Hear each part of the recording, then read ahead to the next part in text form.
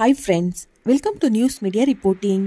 Friends, ನಾವಿವತ್ತು challenging star Darshan ಹೆಸರಿನ ಜೊತೆ ಸದಾ ತಳುಕು ಹಾಕೊಳ್ಳೋ ಮತ್ತೊಂದು ಹೆಸರೇ ಪವಿತ್ರ ಗೌಡ. ಹಾಗಿದ್ರೆ ಆ ಪವಿತ್ರ ಗೌಡ ಯಾರು? ಅವರ ಹಿನ್ನೆಲೆ ಏನು? ಪವಿತ್ರರ ಮೊದಲ ಪತಿ ಯಾರು? ಅವರಿಗೆ ಡಿವೋರ್ಸ್ ನೀಡಲು ಏನು ಕಾರಣ? ದರ್ಶನ್ ಪರಿಚಯವಾಗಿದ್ದು ಹೇಗೆ? ಪವಿತ್ರ ಬಗ್ಗೆ ದರ್ಶನ್ ಪತ್ನಿ ವಿಜಯಲಕ್ಷ್ಮಿ ಹೇಳೋದೇನು? ಎಲ್ಲವನ್ನೂ ಈ ವಿಡಿಯೋದಲ್ಲಿ ತಿಳಿಯೋಣ. ಅದಕ್ಕೂ ಮೊದಲು ಯಾರೆಲ್ಲ ಇನ್ನು ನಮ್ಮ ಚಾನೆಲ್ ಅನ್ನು ಸಬ್ಸ್ಕ್ರೈಬ್ ಆಗಿಲ್ಲ ಅಂದರೆ ಈ ಕೂಡಲೇ ಸಬ್ಸ್ಕ್ರೈಬ್ ಆಗಿ, ಹಾಗೆ ಪಕ್ಕದಲ್ಲೇ ಕಾಣೋ ಬೆಲ್ ಐಕಾನ್ ಅನ್ನು ಕ್ಲಿಕ್ ಮಾಡಿ. ಪವಿತ್ರ ಗೌಡರ ಮೊದಲ ಗಂಡ ಯಾರು? ಡಿವೋರ್ಸ್ ಕೊಟ್ಟಿದ್ದಕ್ಕೆ ಏನ್ ಕಾರಣ? ಪವಿತ್ರ ಗೌಡ ಸಿನಿಮಾ ಇಂಡಸ್ಟ್ರಿಗೂ ಬರೋದಕ್ಕೂ ಮುಂಚೆನೆ ಮದುವೆ ಆಗಿದ್ರು. ಇವರ ಮೊದಲ ಗಂಡನ ಹೆಸರು ಸಂಜಯ್ ಸಿಂಗ್. ಈ ಸಂಜಯ್ ಸಿಂಗ್ ಬೆಂಗಳೂರಿನ ಚಾಮರಾಜಪೇಟೆಯಲ್ಲಿ ಒಂದು ಪ್ರಾವಿಜನ್ ಸ್ಟೋರ್ ಅಂಗಡಿ ಇಟ್ಕೊಂಡಿದ್ರು. ಇಬ್ರು ಚಿಕ್ಕ ವಯಸ್ಸಿನಲ್ಲೇ ಪ್ರೀತಿಸಿ ಮದುವೆ ಆಗಿದ್ರು. ಮದುವೆ ಆಗುವಾಗ ಪವಿತ್ರಾಗೆ ಕೇವಲ 18 ವರ್ಷ ವಯಸ್ಸು. ಇನ್ನು ಈ ದಂಪತಿಗೆ ಖುಷಿ ಗೌಡ ಎಂಬ ಮಗಳಿದ್ದಾಳೆ. ಆದ್ರೆ ಪವಿತ್ರ ಮತ್ತು ಸಂಜಯ್ ಸಿಂಗ್ ದಾಂಪತ್ಯ ಹೆಚ್ಚು ದಿನ ಉಳಿಲಿಲ್ಲ. ವಿರಸ ಮೂಡಿದ್ರಿಂದ ಇಬ್ಬರು ಪರಸ್ಪರ ದೂರ ಆಗಿ ಡಿವೋರ್ಸ್ ಮಾಡಿಕೊಂಡ್ರು. ಮಗಳು ಖುಷಿ ಗೌಡಳ ಜವಾಬ್ದಾರಿಯನ್ನು ಸ್ವತಃ ಪವಿತ್ರ ಗೌಡರೇ ವಹಿಸಿಕೊಂಡ್ರು. ಪವಿತ್ರ ಗೌಡಳ ಹಿನ್ನೆಲೆ ಏನು? ಪವಿತ್ರ ಗೌಡ ಬೆಂಗಳೂರು ಮೂಲದ ನಟಿ ಕಮ್ ಫ್ಯಾಷನ್ ಡಿಸೈನರ್. ಇವರು 2013ರಲ್ಲಿ ರಿಲೀಸ್ ಆದ ಛತ್ರಿಗಳು ಸಾಕ್ ಛತ್ರಿಗಳು ಮತ್ತು ಅಗಮ್ಯ ಚಿತ್ರದ ಮೂಲಕ ಚಿತ್ರರಂಗಕ್ಕೆ ಎಂಟ್ರಿ ಕೊಟ್ರು. ನಂತರ ಸಾರಾ ಗೋವಿಂದ್ ಪುತ್ರ ಅನೂಪ್ಗೆ ಸಾಗುವ ದಾರಿಯಲ್ಲಿ ಎಂಬ ಫಿಲಂಗೆ ನಾಯಕಿಯಾದ್ರು. ಈ ನಡುವೆ 2016ರಲ್ಲಿ ತಮಿಳು ಚಿತ್ರದಿಂದ ಆಫರ್ ಬಂತು. ಅಲ್ಲಿಗೆ ಹೋಗಿ 5431 ಫಿಲಂನಲ್ಲಿ ನಟಿಸಿದ್ರು. ಬಳಿಕ ಸ್ಯಾಂಡಲ್ವುಡ್ಗೆ ಎಂಟ್ರಿ ಕೊಟ್ಟು ಪ್ರೀತಿ ಕಿತಾಬು ಸಿನಿಮಾದಲ್ಲಿ ಸಪೋರ್ಟಿಂಗ್ ರೋಲ್ ಮಾಡಿದ್ರು. ನಂತರ ಬತಾಸು ಅನ್ನೋ ಫಿಲಂಗೆ ಸೈನ್ ಮಾಡಿದ್ರು. ಆದ್ರೆ ಅದು ರಿಲೀಸ್ ಆಗಲಿಲ್ಲ.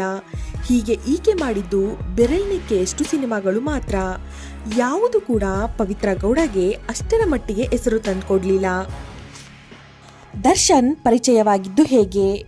ಸಿನಿರಂಗದಲ್ಲಿ ಸೋತರೂ ದೊಡ್ಡವರ ಪರಿಚಯವಾಗಿತ್ತು. ಅದೇ ರೀತಿ ಪವಿತ್ರರ ಒಬ್ಬ ಸ್ನೇಹಿತರು ದರ್ಶನ್ಗೂ ಸ್ನೇಹಿತರಾಗಿದ್ರು. ಹೀಗೆ ಕಾಮನ್ ಫ್ರೆಂಡ್ ಮೂಲಕ ಪವಿತ್ರಾಗೆ ದರ್ಶನ್ ಪರಿಚಯವಾದ್ರು. ಅಷ್ಟರಲ್ಲಾಗ್ಲೇ ದರ್ಶನ್ ಮತ್ತು ವಿಜಯಲಕ್ಷ್ಮಿ ಜಗಳ ಬೀದಿಗೆ ಬಂದಿತ್ತು. ಪತ್ನಿಗೆ ಹೊಡೆದಿದ್ರಿಂದ ಕೇಸ್ ದಾಖಲಾಗಿ ಜೈಲಿಗೆ ಹೋಗಿ ಬಂದಿದ್ರು. ಈ ಸಮಯದಲ್ಲೇ ಪವಿತ್ರ ಗೌಡ ಮತ್ತು ದರ್ಶನ್ರ ಸ್ನೇಹ ಬೆಳೆಯಿತು. ಆ ಸ್ನೇಹ ಪ್ರೀತಿಯಾಗಿ ತಿರುಗಿತ್ತು.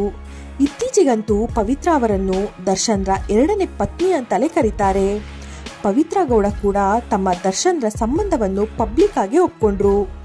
ದರ್ಶನ್ ಜೊತೆಗಿನ ಖಾಸಗಿ ಫೋಟೋಗಳನ್ನು ತಮ್ಮ ಇನ್ಸ್ಟಾಗ್ರಾಮ್ ಖಾತೆಯಲ್ಲಿ ಶೇರ್ ಮಾಡಿ, ನಮ್ಮ ಪ್ರೀತಿ ಮತ್ತು ಸಂಬಂಧ ಇಂದು ನೆನೆಯದಲ್ಲ 10 ವರ್ಷಗಳದ್ದು ಎಂದು ಬರೆದುಕೊಂಡಿದ್ರು. 2017ರಲ್ಲಿ ಪವಿತ್ರ ವಿರುದ್ಧ ಆಕ್ರೋಶ.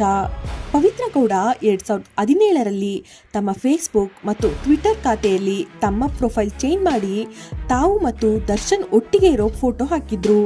ಇದಕ್ಕೆ ದರ್ಶನ್ ಅಭಿಮಾನಿಗಳಿಂದ ಭಾರಿ ಆಕ್ರೋಶ ಕೇಳಿ ಬಂತು. ಕೊನೆಗೆ ಆ ಫೋಟೋಗಳನ್ನು ಪವಿತ್ರ ಗೌಡ ತೆಗೆದ್ರು. 2022ರಲ್ಲಿ ಸ್ವಂತ ಬಿಸ್ನೆಸ್ಗೆ ಎಂಟ್ರಿ. ಸಿನಿಮಾ ಇಂಡಸ್ಟ್ರಿಯಲ್ಲಿ ಯಶಸ್ಸು ಕಾಣದ Pavithra Gowda 2022ರಲ್ಲಿ red carpet studio ಎಂಬ ಫ್ಯಾಷನ್ ಡಿಸೈನ್ ಸ್ಟುಡಿಯೋ ಓಪನ್ ಮಾಡಿದ್ರು. ಇದು ಬೆಂಗಳೂರಿನ RR ನಗರದಲ್ಲಿ ಈ ಸ್ಟುಡಿಯೋ ಇದೆ. ನಟಿಯರಿಗೆ ಸಭೆ, ಮದುವೆ ಸಮಾರಂಭಗಳಿಗೆ ಸ್ಯಾರಿ ಮತ್ತು ಡ್ರೆಸ್ಗಳನ್ನು ಡಿಸೈನ್ ಮಾಡಿಕೊಡ್ತಾರೆ ಪವಿತ್ರ ಗೌಡ. ಪವಿತ್ರ ಬಗ್ಗೆ ವಿಜಯಲಕ್ಷ್ಮಿ ಹೇಳೋದೇನು? ಪವಿತ್ರ ಮತ್ತು ದರ್ಶನ್ರ ಫೋಟೋಗಳನ್ನು ಶೇರ್ ಮಾಡಿದ್ರೆ ಅಥವಾ ಏನಾದ್ರೂ ಬರ್ಕೊಂಡ್ರೆ ಅಥವಾ ಇವರಿಬ್ಬರ ಫೋಟೋಗಳನ್ನು ಬೇರೆಯವರು ಹಾಕಿದ್ರು ವಿಜಯಲಕ್ಷ್ಮಿ ಸಿಟ್ಟಿಗೆದ್ದ ಹಲವು ಪ್ರಸಂಗಗಳಿವೆ. 2023ರಲ್ಲಿ ದರ್ಶನ್ರ ಬರ್ತ್ಡೇ ಸೆಲೆಬ್ರೇಷನ್ ಫೋಟೋವನ್ನು ನಟಿ ಕಮ್ ಪವಿತ್ರ ಗೌಡರ ಸ್ನೇಹಿತೆ ಮೇಘಾ ಶೆಟ್ಟಿ ಶೇರ್ ಮಾಡಿದ್ರು. ಆಗ ಮೇಘಾ ಶೆಟ್ಟಿ ವಿರುದ್ಧವೇ ತಮ್ಮ ಇನ್ಸ್ಟಾಗ್ರಾಮ್ ಖಾತೆಯಲ್ಲಿ ಆಕ್ರೋಶ ಹೊರಹಾಕಿದ್ರು ವಿಜಯಲಕ್ಷ್ಮಿ.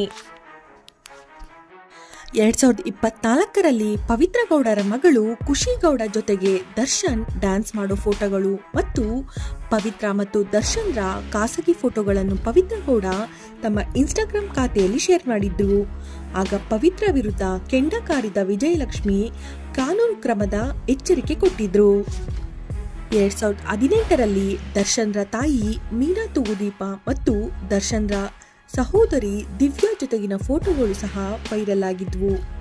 ಇಂತಹ ಪವಿತ್ರ ಗೌಡ ಹೆಸರು ಈಗ ಚಿತ್ರದುರ್ಗದ ಮೂಲದ ದರ್ಶನ್ ಅಭಿಮಾನಿ ರೇಣುಕಾಸ್ವಾಮಿ ಅತ್ತೆಯಲ್ಲಿ ಕೇಳಿಬಂದಿದೆ.